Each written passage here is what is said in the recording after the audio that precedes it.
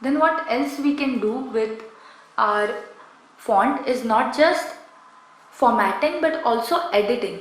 That means what kind of case you want, what should be the spacing. So let us explore all those properties. The very first property that we are going to see is text decoration. This particular property defines whether you want any decoration on your text or not, like how your text should be displayed. This basically decides if you want any lining or border on your text, and there are three properties for it: none, overline, underline and line through. None is the default property. As long as your text is not a link, it will be always none. You can have underline, overline,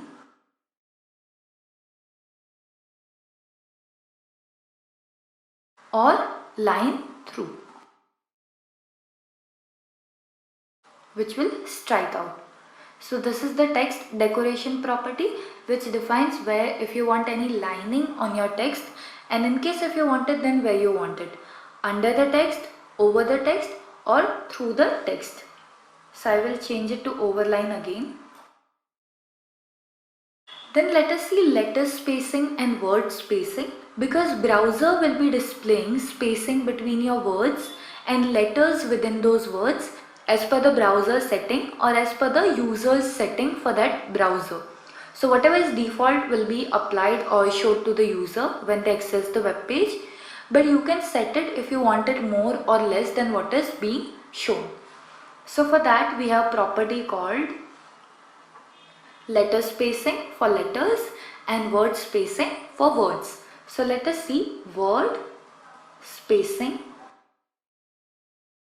Here you can define your spacing in pixels. Like let's say I keep it 5 pixels. So you will see spacing has increased a little. You can also give this value in minus. Let's say I give it minus 3px. And you will see it will become little typing with very less space. Then we have a letter spacing. Here also you can give the value in pixelet. For example, I'll say 4px, and you will see the spacing between each letter increasing. So you can define how you want to display the text with the spacing also. Then what else we can define is indenting. As we discussed, this is a paragraph, and how we normally write paragraph on a paper is by leaving certain space from the margin for the first line of the paragraph. So this space that we leave is called indent. So here also you can apply the indenting. For that we have a property called text indent, and this also can be defined with pixels. So let's say I keep it 40px, and you will see your paragraph will start after leaving some space from the margin. You can also manage the direction of your text.